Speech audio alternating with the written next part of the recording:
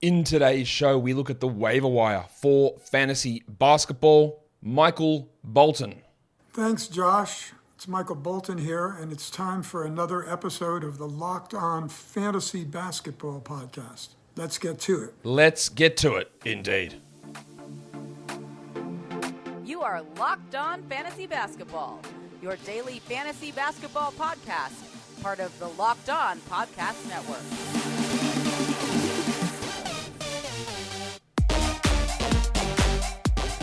Hello and welcome to the Locked On Fantasy Basketball Podcast, brought to you by Basketball Monster. My name is Josh Lloyd and I am the lead fantasy analyst at basketballmonster.com. And you can find me on Twitter as always at redrock_Beeble, on TikTok at redrock_Beeble, on Instagram at Locked On Fantasy Basketball, and Substack joshloyd48.substack.com. Thank you for making Locked On Fantasy Basketball your first listen every day. We are free and available on all platforms. We got waiver wire stuff to talk about. Apologies about the recap show yesterday. The audio version, it didn't post on time. So it is posted now. So if you are listening to this, it has posted. You can go back and check it out. It wasn't a super long show. There's only 5 games on. But I apologize for the delay of getting that out. My mistake. Let's talk about some waiver wire options. Orny. Let's get it on, Gilly. Okay. Most added players over the since we last looked at the most added players. Who are they? What's important here? Nazareth Reed is number 1. Yeah, because he's been putting up huge numbers. I get it. Right? He is the guy that you add when Gobert is out. I think you might be a little bit late to the party adding him today. But I don't know. Because I'm pretty sure, well, we've seen this, when Gobert comes back, I don't know what he's going to do. They're not going to play together, I don't think. Maybe they play a little bit. Is 20 minutes of Naz Reid enough? Like max? I don't know. It's absolutely worth having because Gobert's not back. Like, he's not back yet. He's questionable for today's game. Maybe he plays. But we saw before, like, Reed steps up, big minutes, good production. Gobert plays, Reed drops back off. That's just how it works. So, yes, he should be added. Yes, he should have been added immediately when Gobert was hurt. There are a few of these centers that immediately when someone gets hurt, you add them. He is one of them. Like, in this situation, he is one of them. Tom Bryant, another one of them. There are a few of these guys around the league. Dan Gafford's one of them as well. Probably less priority than, say, a Bryant or a Reed. But they are the guys. Waiting 3 games. I get it. Like, but to be the number 1 most added player now, it's like people have been a little bit asleep at the wheel there. Chris Boucher, most added player. Okay, I don't know why. Like, Boucher is okay. The upside isn't that high anymore. The consistency's not there. They do play today. But it is we don't know if Gary Trent's going to play, but it is an 11-game slate. I wouldn't have been prioritizing that. I would prioritize Victor Oladipo slightly, because he's played 30 minutes in 3 consecutive games. That's obviously a huge W. Max Strus is just terrible now. Like, he can't seem to do anything. There's consistent injuries between Martin, Lowry, Butler. They're always hurt. Hero's always got an ankle problem. I'm not saying that Oladipo is going to play 30 minutes tonight. He could. I don't think he will. And his shooting percentages are an issue, but the defensive ability is there. The steals are there. He's a top 100 player over the last week since he's found this rotation role. If we're talking about the upside of guys versus, is Reed having a long-term upside? I don't think so. Is Boucher? Almost definitely not. Oladipo could. He could. You could make an argument that he could start over Caleb Martin and he play Butler at the 4. That might be their best lineup. I don't know if they'll do that. But he's not the most attractive player on this list, but he is someone I would add. If I'm looking for defensive starts, again, it's a flyer. Let's see what's happening. Is there 30 minutes in Victor Oladipo every night? Because if Martin, Lowry, Butler, Vincent all play, and he plays 22 minutes, then then it's not going to work. But I get the sneaking suspicion that Strus... Well, no, I don't get the suspicion. I know Strus is struggling, and they would limit his minutes in a heartbeat to play Victor Oladipo more at this point. So that's interesting. Aaron Nesmith, one of the more added players. He started 3 of the last 4 games. There was 1 really good game in that. I don't know that I trust, or I do know. He's not a 75% shooter, I know that much. But the minutes and usage is okay. I would definitely add him in 14-team leagues, and I would consider it in 12-team leagues. So he's not a bad added player here, just to see what happens. But what he was able to do in that last game that we saw the Pacers up against the Knicks, I don't think there's any reality in that. Markelle Fultz, yeah, obviously, absolute must roster right across the board. No reason at all. Yes, there are two guards to return, Harris and Suggs, and I don't know how that is going to impact Fultz. Maybe it pushes him down from 32 to 30, but what we have seen from Markelle Fultz in his return is that he drives the team. Like, he's not their best player, but him out there makes them good. And more so than Cole Anthony, more so than Jalen Suggs. So if they want to develop, he's only 24 still, I think. Like, I'm feeling like I wasn't confident at all 2 weeks ago about what they would do. I'm much more confident now in what Fultz is going to do, or in what they're going to do with Fultz, and not jerking me around too much. I think that him and Suggs will be the starting backcourt, but could easily be him and Harris. And we'll talk about Cole Anthony later on. Spoiler, he's in the drop section. I think that Fultz is relatively secure. Relatively. This briefcase and this haircut. Yeah, Quentin Grimes, grimy. Yeah, he has been added in a lot of spots. He continues to provide value in weird ways. Well, not weird ways, in ways where I look at it and go, really? Like, he's a 58% shooting night on 14 usage. Okay, well, what if he doesn't shoot 54%? And in the games that he doesn't shoot 54%, he has 2 steals and 2 blocks. And you go, okay. And then what if he doesn't do that? Oh, okay, and then he has 7 assists. So he's always just dropping one little thing where you go, oh, that's good. Oh, that's good. They all feel completely unsustainable. But if he's just going to rotate through different performances, then it's fine. I think the minutes are great. The usage is never going to spike, I don't think, unless multiple injuries happen. So that's fine. We're aware of that. But what he has been able to do from a production standpoint, helping out in different categories at different times, he is a 12-team league player. Mo Wagner, one of the most added players as well.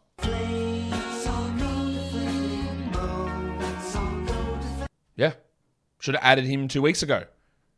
Ever since he's been starting, he's been a 12-team league player. We don't know what will happen when Wendell Carter returns, but we know that Mo Wagner's ahead of Mo Bamba. He's actually ahead of Bol Bol at the moment too. Carter will return. I wouldn't drop Wagner unless there's a great option on my wire before Carter is back. I'd like to see how... I don't think they'll play Carter and Wagner together. I don't think they will.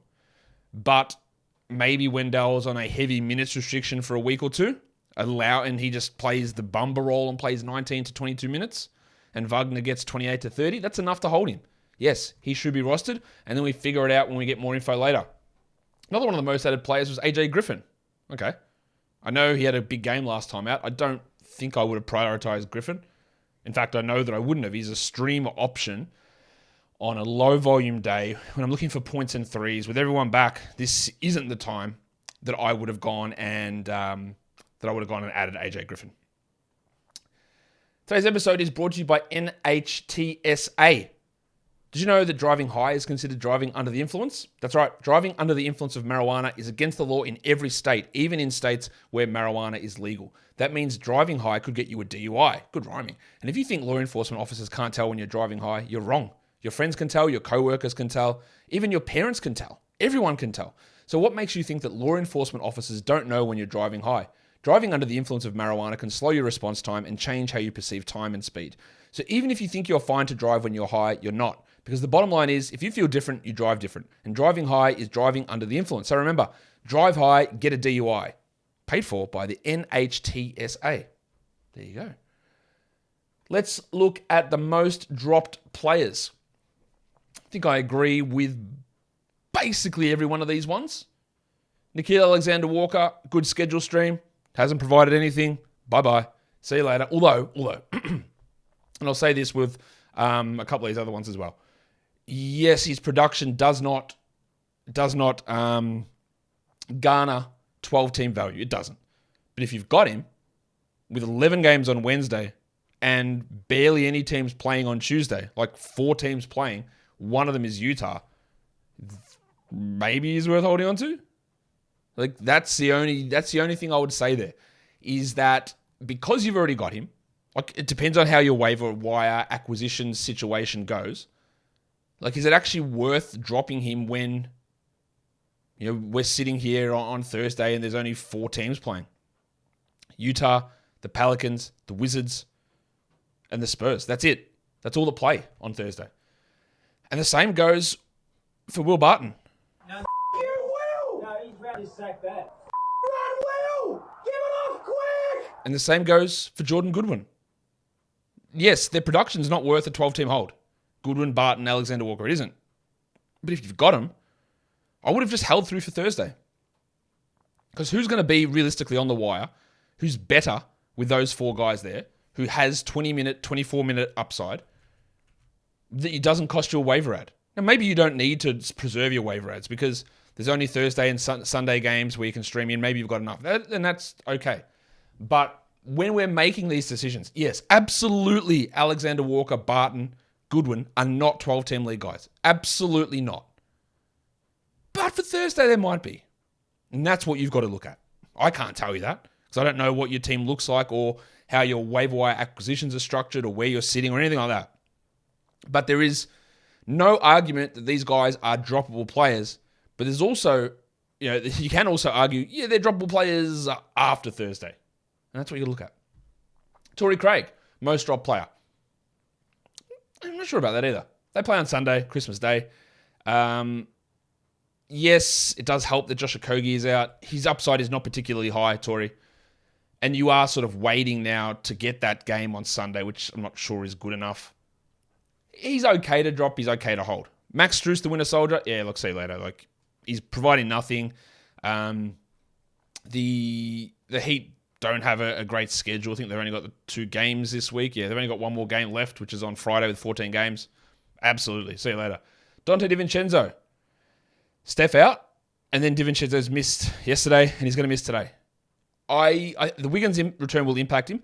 I wouldn't have been this quick to drop DiVincenzo. I would have held him. I know it's frustrating he's missed the last 2. I would have held him.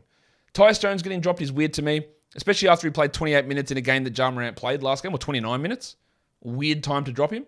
We've talked at length about him being I don't know what term we're going to call it, long-term stash, super stash, luxury, I don't know.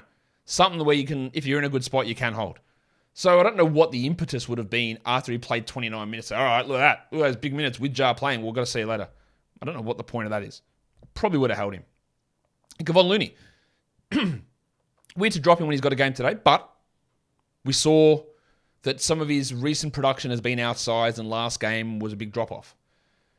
I'm not 100% behind that. I think it's okay, but again, if I had him on my team, I probably wouldn't have dropped him at that point. Let's look at droppable players. What does this mean? Yeah, that if they're on your roster, then you can look at them and go, I don't think I need to hold this guy. This is mainly for 12-teamers. And the first name on there is Cole Anthony. It is, and again, with my more confidence in Markelle Fultz, it is not going to be good for Cole Anthony when Suggs and Harris return. It is not. Anthony already struggles as a fantasy player because of his inefficiency and the fact that he needs the ball in his hands. And now there's about 4 blokes on this team who get it in priority to him. There's just no way. Like, absolutely no chance that I'd hold him in a 12-team league. That is a very clear jack. Get that garbage out of here! Do I need to tell you why DeAndre Hunter's a drop? I don't. Just drop him. Chris Boucher, I know, he was one of the most added players, but I don't know why. I don't think he's a long-term hold. There's no need for it. And the depressed penis Sadiq Bey. Oh, but what if they trade Bogdanovic? Yeah, cool. All right. And then you go back and add Sadiq and he's the 110th best player. He is not that good. And holding him waiting for a trade when whatever you think is going to happen, Troy Weaver will do the opposite basically every time. Man, they're tanking. They need to trade Bogdanovic. Nah, mate, we're actually going for it. Are you though? You've won 4 games. No, we are. All right, cool. Thanks, Troy. Nah, Bogdanovic is a key part for the future. He's 34 years old. All right, cool. No worries, mate. We're hanging out for 4 first-round picks. Okay, Troy. Whatever you think. So, again, there's just... Is his upside high, Sadiq Bey, if Bogdanovic gets traded? I don't think so. What is he? An inefficient scorer who doesn't do much else? Yeah, look, I'd rather drop him, get value for maybe 7 weeks up until the trade deadline. And then if Bogdanovic is traded and Bey starts, I've missed out on the 90th best player. Oh well, I'll be okay, I think. So I would drop him. These next 4 are more for points leagues, but I think there's crossover here. Jaden McDaniels is a hold in a category league. In a points league, there is no point in dealing with him in a 12-team points league. Jaden McDaniels, Minnesota Jaden McDaniels. Throw Jalen on this list as well. But Jaden is just not a points league guy. Onyeka Okongwu. Capella's still out. It won't be for long. He's already got benched. I don't know if he'll play off the bench today with John Collins. I don't know. But again, when you're looking past today, you need to add someone to stream on Thursday or to stream on Sunday or to add a hot waiver wire pickup. Then Okongwu has no long-term staying power. Derek White. Maximum Derek. No point, really. I don't see it. Williams back. White's going to be squeezed. No need to hold. And of course, Jalen Smith. Stand by your man. One of the biggest fantasy draft busts this season. He's now the backup center. He probably shouldn't even be that. Bye-bye. See you later. Today's episode is brought to you by BetterHelp. Yes, BetterHelp. Because we all need assistance in our life with the many challenges that we have to go through. Life doesn't come with a user manual, so when it's not working out for you, it's normal to feel stuck. Navigating life's challenges can make you feel unsure, whether it's a career change, a new relationship, or becoming a parent. Therapists are trained to help you figure out the cause of those challenging emotions and learn productive coping skills. As the world's largest therapy service, BetterHelp has matched 3 million people with professionally licensed and vetted therapists available 100% online. Plus, it's affordable. Just fill out a brief questionnaire to match with a therapist. If things aren't clicking, you can easily switch to a new therapist anytime. It couldn't be simpler. No waiting rooms, no traffic, no endless searching for the right therapist. Learn more and save 10% off your first month at betterhelp.com/lockedonnba. That's BetterHelp, HELP.com/lockedonnba. Let's go through the must roster list. These are players who are available in over 20% of leagues who I believe are top 100 guys rest of season. Simple stuff. Kelly Olynyk, just add him. Just add him, please. What are we doing? Bogdanovic. Yes, he will. So we saw last game a usage hit. I think he's a must-roster player. Larry Nance is rostered in 36% of leagues. 64% of you have got your fingers up your asses. I know. He missed last game. Oh, man, that's dreadful. Must drop him for that. He's questionable today. Useless. Get rid of him. I think, in saying that, some of his value, most of his value, is tied into really high field goal percentage, good rebounds, and some defensive stats. And that's not sexy to everybody. But the value is there. And I could see the argument for him to be rostered in 70% of leagues, but not 35%. And Walker Kessler, I think, is a must-roster player. These are not the only 4 must-roster players, but they are definitely 4. Like Thomas Bryant, throw in there. Jalen Duren, throw in there. There's plenty of guys, but these are 4. And then for points leagues, Jaden Ivey. He might be moving towards a category league guy. He was really good the last 2 games. I'm not really yet convinced. Points leagues, he's been on this list the whole time. Must roster, remains it. Mitchell Robinson, he's a must roster in both. Markelle Fultz, he's a must roster in both. And then Bogdanovic, he is a must roster in points and category leagues as well. Let's go to the top 100 players over the last week. Who is hot, who is not?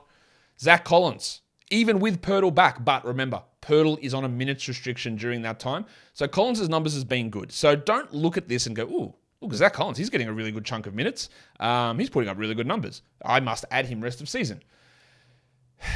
The context is always really important, and maybe Poeltl's on a minutes restriction for a little bit more time. Maybe Poeltl gets hurt. All that is possible. Maybe Poeltl gets traded. That is all possible too. And I'm not saying not to have Zach Collins because the numbers are there. And until he goes back and plays 19 minutes, then you might not want to look at him. But there are a few things in his favor. And even in 19 minutes, he can be almost luxury stashes, like the 150th best player in 19 minutes. That's useful enough. So I'm sort of on board with that.